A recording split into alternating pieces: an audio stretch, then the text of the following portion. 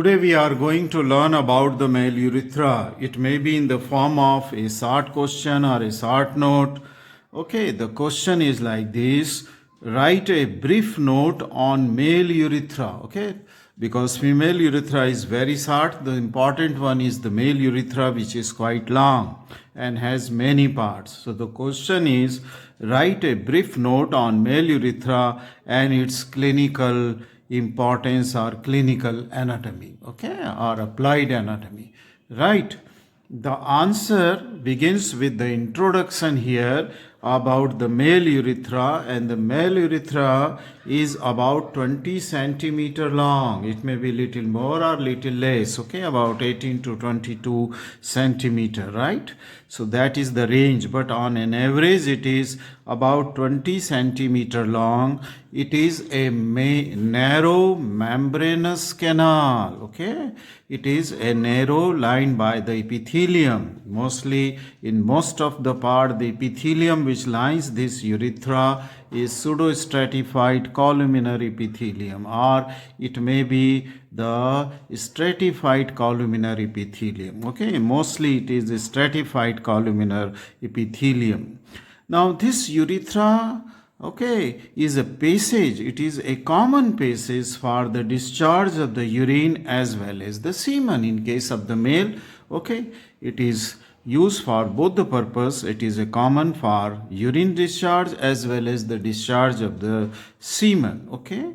And it extend from internal urethral orifice, okay. See this is the internal urethral orifice, which is located just at the nape of the bladder, surrounded by the circular muscle band, which is the part of the urinary bladder muscle itself, okay, just at the apex of the trigone, okay, apex of the trigone. So this is the internal urethral, okay, orifice surrounded by the internal urethral sphincter. So it extends from the internal urethral orifice, okay, and then this extend right up to the tip of the glans penis, okay, tip of the glans penis, okay. So this is just thus the location is between the internal urethral orifice to the external urethral orifice, which is located at the glans penis. Just I will write down here glans penis, okay, and this is that opening, external urethral orifice or opening, and this is the urinary bladder here, and this is the internal urethral orifice. Thus this is the extent, okay. Now this internal urethral orifice is located at the urinary bladder, that is at the nape of the urinary bladder, while the external urethral orifice is located at the tip of the glans penis, okay, tip of the glans penis. I think this much is enough for a short note, introduction of a short note of the urinary, the male urethra. Let us come to the second point, and the second point you may write about this urethral, male urethra is the parts of the male urethra. So let us see what are the parts of the male urethra. Number one is the prostatic part. That means as soon as it comes from the internal urethral orifice surrounded by the internal urethral sphincter, it lies on the base of the prostate. So it abuts on the prostate. So this passage, okay, this is the membranous canal here is passing through the prostate. Hence this part is called as the prostatic part. It is called. So it is number one is the prostatic part of the urethra. Then this urethra passes through the urogenital diaphragm. That means where it is surrounded by the internal urethral sphincteric muscle, okay, sphincter urethri muscle, okay, which is the skeletal muscle. So this is the external, the sphincter. This is called as the external. This was the internal sphincter, urethral sphincter. So I will call it as internal urethral sphincter, and this is the external urethral sphincter, which is surrounded by the sphincter urethrae muscle, which is the skeletal muscle, and it acts on as per the will. That means it is a voluntary muscle. Okay. This is voluntary. So that means this sphincter is a voluntary sphincter in the passage of the urine, okay, through this urethra. So this part of the urethra, which is very narrow, okay, this part of the urethra is called as membranous urethra. Okay, this is called as membranous urethra. So this becomes the second part of the male urethra. So first was prostatic part, second is the membranous part, which lies within the urogenital diaphragm, okay, or at the external urethral sphincter, surrounded by the external urethral sphincter. Okay, let us come to the third part of the male urethra.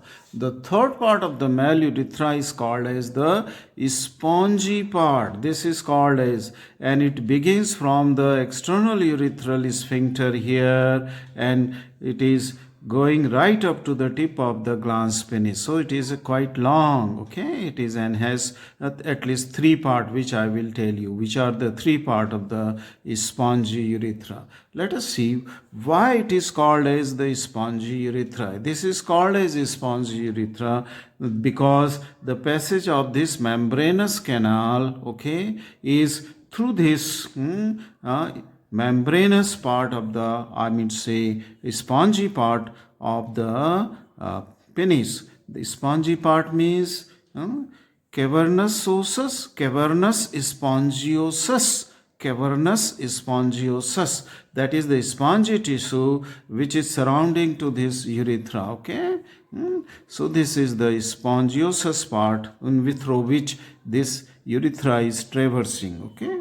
Right. So these are the three parts of the male urethra: the prostatic part, the membranous part, and the spongy part. Now one by one we will run the details of these three parts of the urethra. Okay. Before that, you just see the orientation of this diagram. This is the pubic symphysis. Okay. Because it is a midline section. This is the urinary bladder, the cavity of the urinary bladder. This I have already told you, internal urethral orifice opening surrounded by the internal urethral sphincter. Okay, internal. This part is the prostate. Okay, or this is the prostate here. Prostate, which completely surrounds the membranous urethra, right? And from the membranous urethra in midline there goes an extension or prolongation here, which is nothing but the prostatic utricle. Okay, so there is no space, so I am not writing here. In the next diagram I will label it, but you can label it as prostatic utricle, and its significance I will tell you after some time. So this part is the prostatic urethra. Then this is the external urethral sphincter or the urogenital diaphragm. That means its upper layer is covered by the pelvic fascia. Then there is a sphincter urethrae muscle, which is voluntary muscle, and on outer side it is bounded by a very strong fibrous membrane called as the perineal membrane. All three collectively are called as urogenital diaphragm. This separates the pelvic cavity from that of the perineum part here. Okay, outside is the perineum part.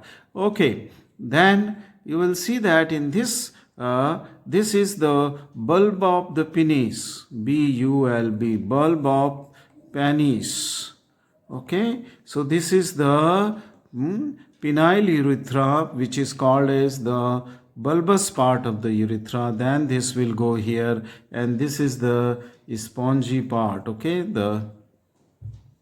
this spongy part surrounding to this penile urethra. Okay, this is the spongy part. Okay. Spongiosus, cavernosus. Okay, that is there. Okay. because the two dorsal are the corpora cavernosus and this is the spongiosus. Okay, now this is the tip of the glans penis. So almost all parts you know here now. Okay, about this.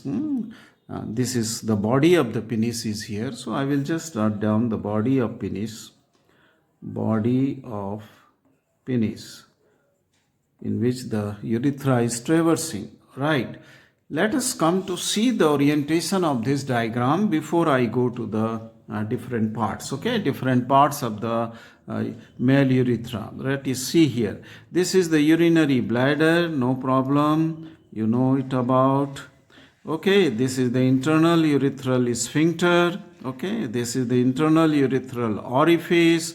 Then this part of the urethra is the prostatic urethra, because this gland is the prostate. Surrounding to this urethra is the prostate gland, okay, which was here also. Okay, so this is the prostate. This is the urogenital diaphragm, okay, in which is the external urethral, the sphincter is present. Okay, external urethral, and thus this part, which is very narrow part here, which is traversing the urogenital diaphragm here, and this is called as the membranous part of the urethra. So this is the prostatic part, this is the membranous part, and the rest of this part, long part, is called as the spongy part or the penile urethra. Sometimes you can call it as the penile urethra also. And in this dilated part of the penile urethra at the beginning, which is the bulb of the penis here, in this the dilatation is there. There are opening of these two glands which are present in the urogenital diaphragm, is embedded in the sphincter urethral muscle, and these two are called as the bulbourethral gland. Bulbourethral. Why they are called as bulbourethral gland? One on right side, another on left side. Because this is opening in the bulb of the penis, urethra, bulbar part of the penile urethra. Okay, hence it is called as bulbourethral gland. Okay, and then this is the body of the penis. Okay, and this is the glans penis. This is just a diagrammatical representation is here. Now in another diagram which is by the side of it, you can also see some more detail about this prostatic urethra. So because it was a very narrow area, I could not show you so many things here, so I have drawn a separate diagram here which is just showing it in an enlarged view. What you are seeing here, this is the posterior wall of the prostatic urethra, posterior wall you are seeing. Okay, and in this you will see that there in the midline there is a elevated area, and this elevated area, which is much more wide in the central part of the prostatic urethra posterior wall, is called as urethral crest, and the dilated part is called as colliculus seminalis. Colliculus seminalis. So this central dilated part of this ridge is called as colliculus seminalis, and this ridge itself is called as the urethral crest.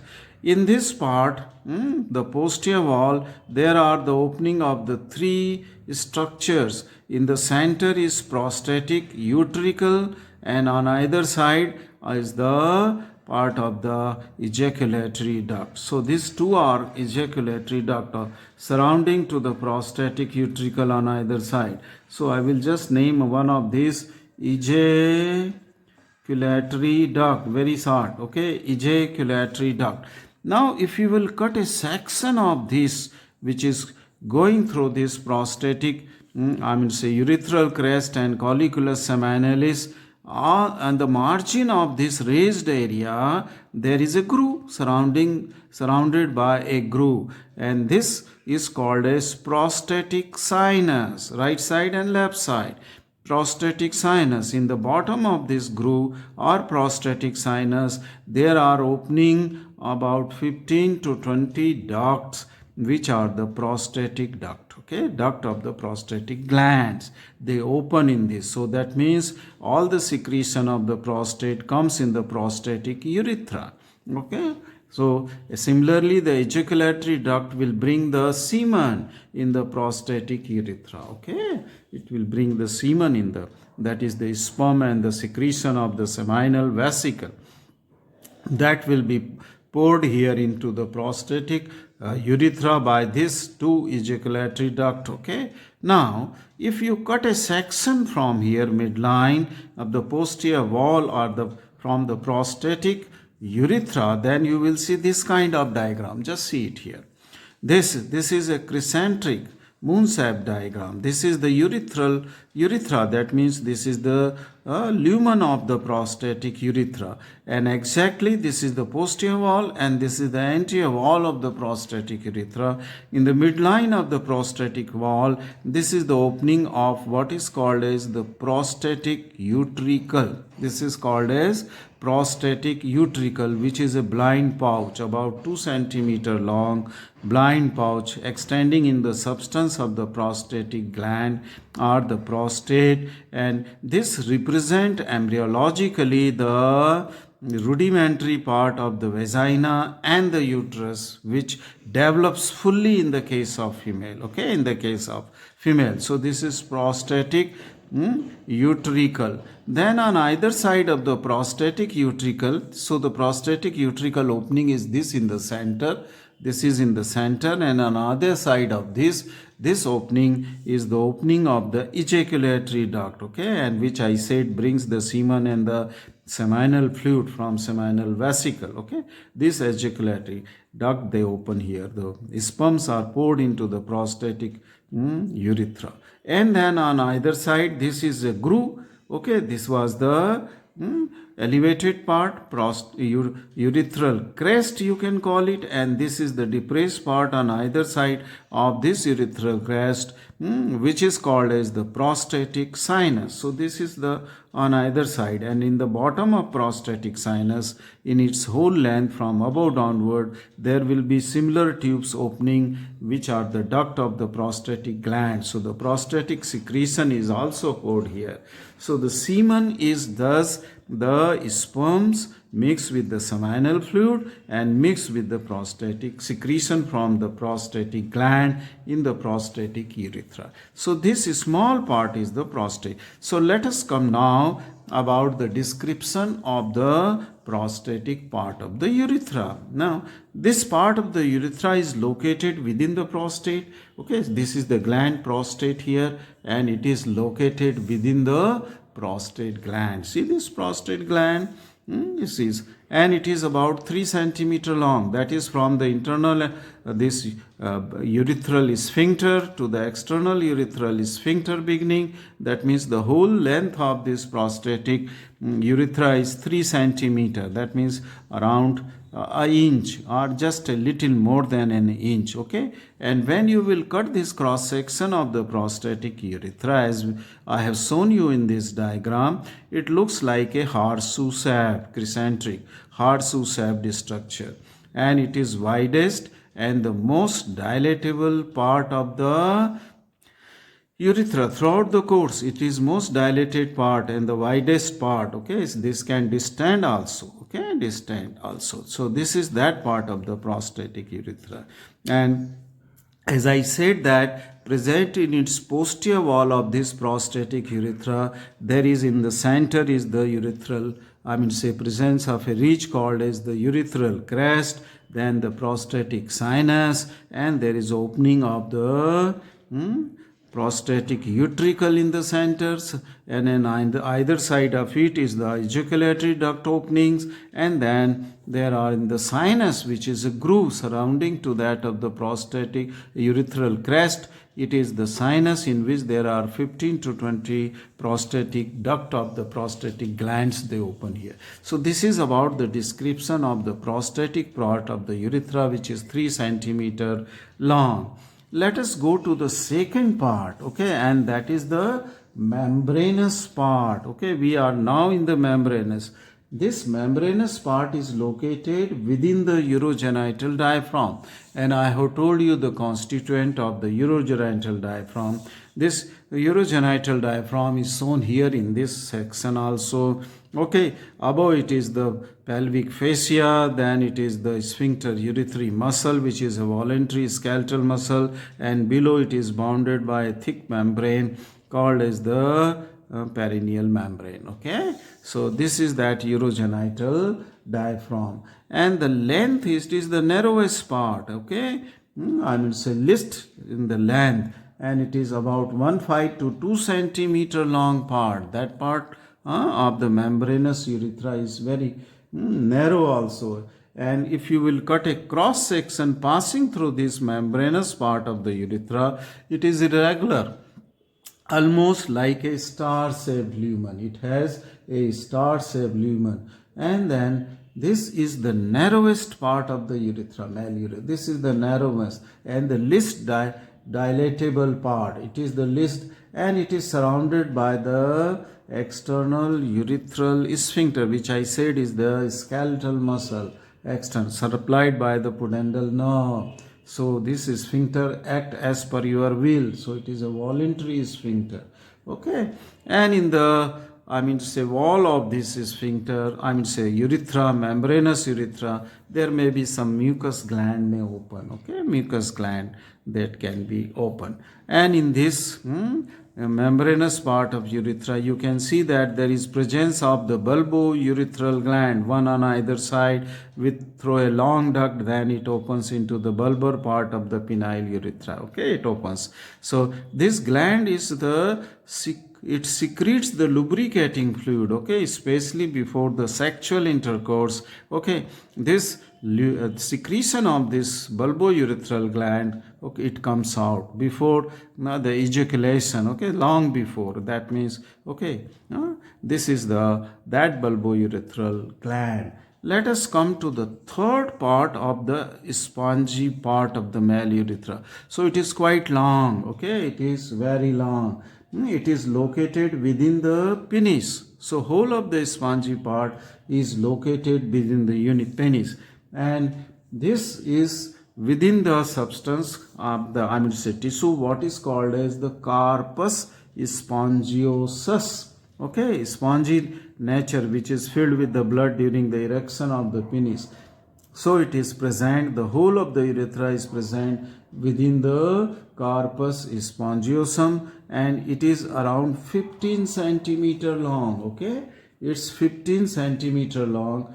Okay, its shape in the cross section, if you will take this, then it will be like a trapezoid. Okay, when it is passing through the bulb. Okay, when the section is passing through the bulbar part of the urethra of the penis, trapezoid in the bulb, and then it becomes the horizontal slit when the section will be passing through the body of the penis. Okay, the body of the long area, this urethra is part of the urethra is the body located within the body of the penis. Okay, in the corpus spongiosum.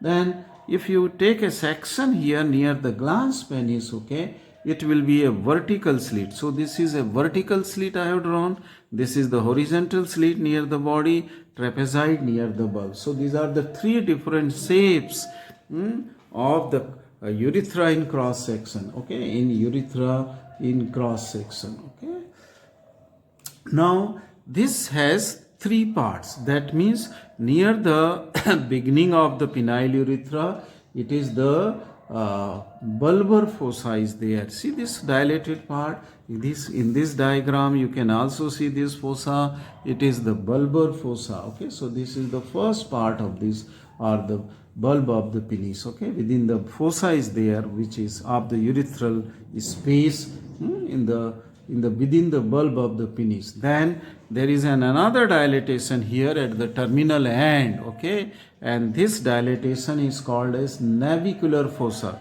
which is a vertical slit. Okay, navicular fossa of the external urethral orifice is there. Okay, now this there is, as I have already said, that there is the opening of the bulbourethral gland into the bulbar part of this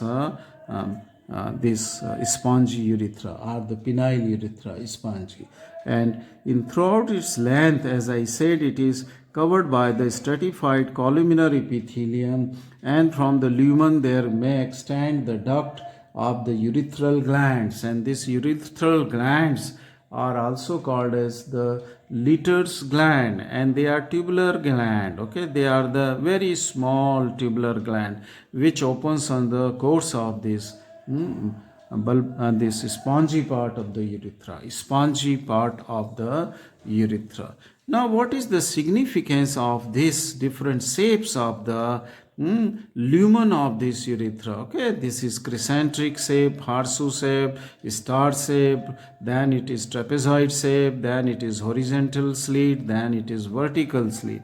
Now, since it is a long urethra, about 20 centimeter long, these different shapes, what they allow the urine, when urine is passing during micturition, the urine is not passing very easily. Okay, it has to go through the different shapes of the tube. Okay, or this I mean to say passage, different shapes of the canal.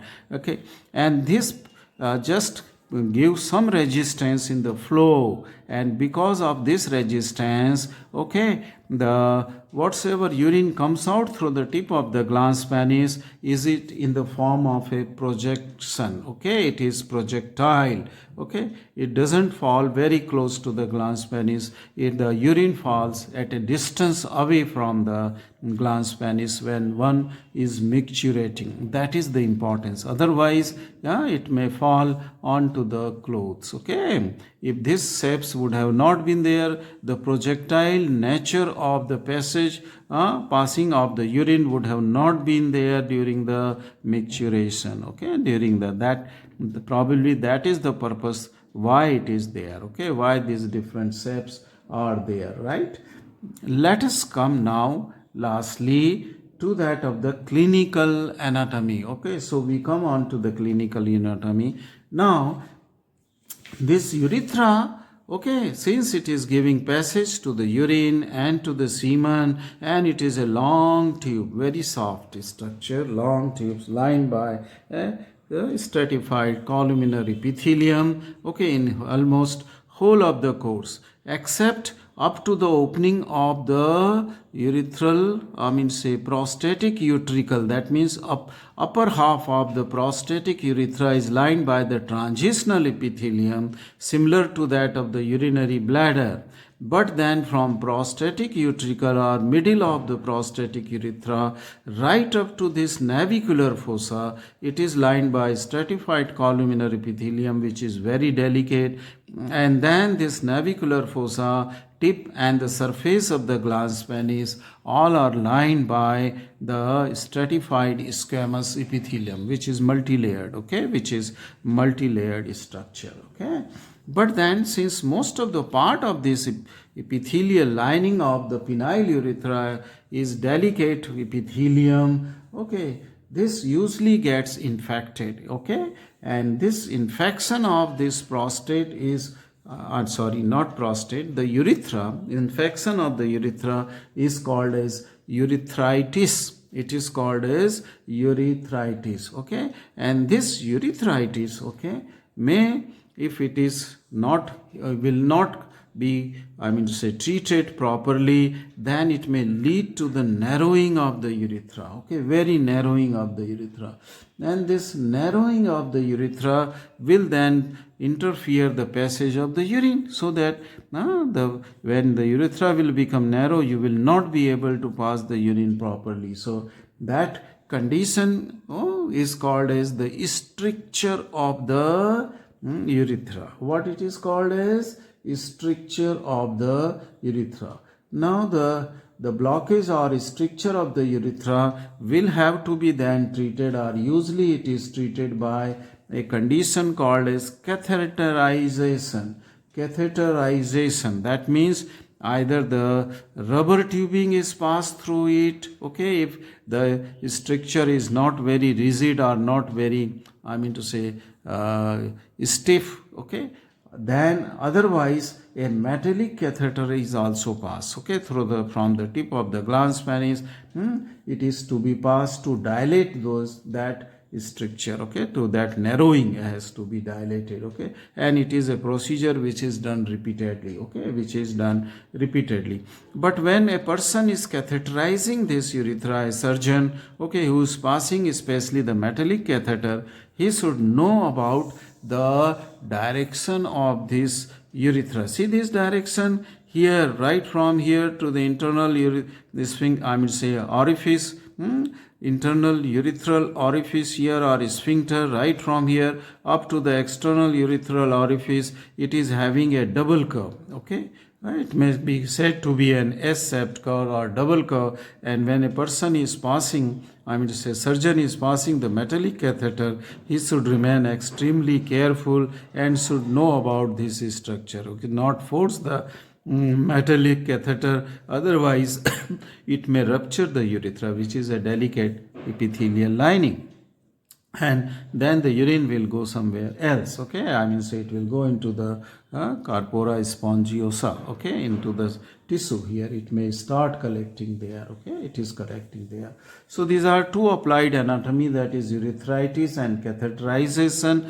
But then most important, I mean to say, clinical importance is extravasation of urine, okay, and let me explain you diagram, okay, what is this extravasation of urine. Now sometime if a person is walking and he falls all of a sudden in a manhole, say mostly, or then if he with the help, I mean say while he is injured in his perineum, then this is the bulbar part of this urethra, that the dilated part that get injured, or somewhere in the body of the urethra, penile urethra can get ruptured. So this is when it is ruptured, then the urine will not go completely through the urethra and go out of the glans penis, but then this urine will start passing, okay, from this ruptured part of the urethra, as I have shown you in this diagram, and then it will fill the various structure. First it will fill the scrotum, okay, it will completely fill the scrotum, then it will fill the skin, I mean say the glans penis, deep to the skin it will fill, okay, and then it will ascend up in front of the pubic symphysis and to the muscles of anterior abdominal wall. Now see this green line which I have drawn here, this is nothing but it is the fascia scarpa, that is called as the fascia scarpa. And if you see the extent of this fascia scarpa, you will see that this fascia scarpa posteriorly is just fusing with that of the perineal body. This is the perineal body, or yes, perineal body. Perineal body. This is the central tendon over which all muscles of the perineum will be getting attachment.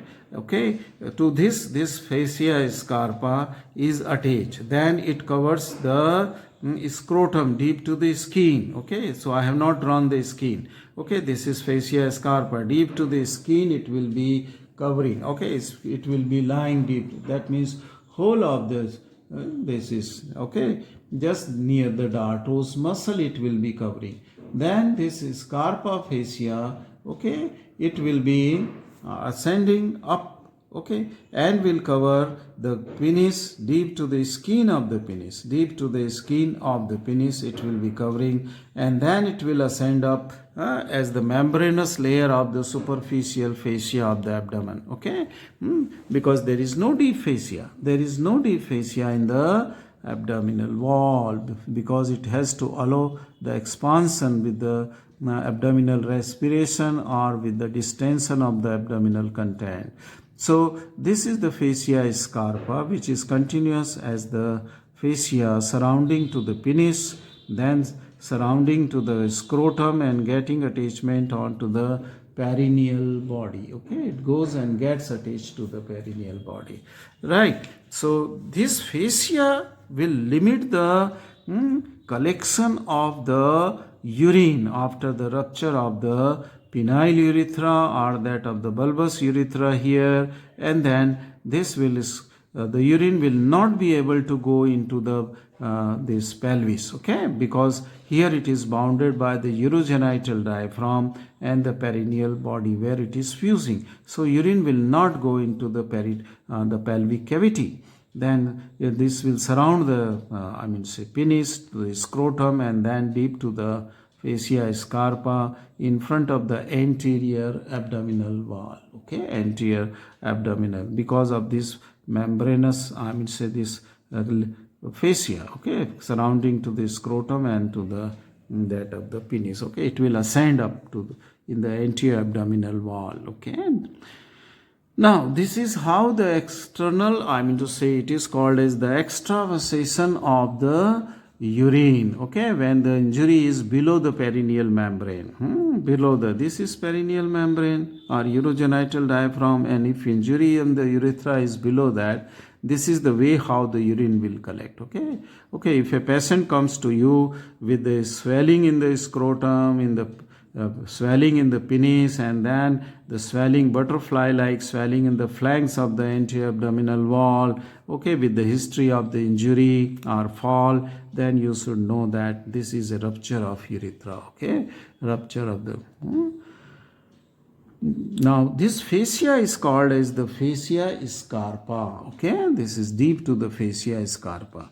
Now suppose if the rupture is above the urogenital diaphragm, okay, or just above it, means just at the penile, the prostatic urethra, when it is coming in contact with the urogenital diaphragm, okay, or this sphincter, external urethral sphincter above that, here if it is rupture is there, then this urine will not collect here, okay, around the scrotum, penis and anterior abdominal wall, but then this urine will collect here, okay, just surrounding to the prostate, surrounding to the urinary bladder, okay, and it will not go into the peritoneal cavity because peritoneum is reflected here, peritoneum is, so there will be a collection of the urine within the lower part of the pelvic cavity surrounding to the prostate and that of the urinary bladder behind the pubic symphysis, behind the pubic, but in no case it will go into the peritoneal cavity, it will go surrounding to that of the lower part of the rectum. Thank you very much for watching this video on the male urethra.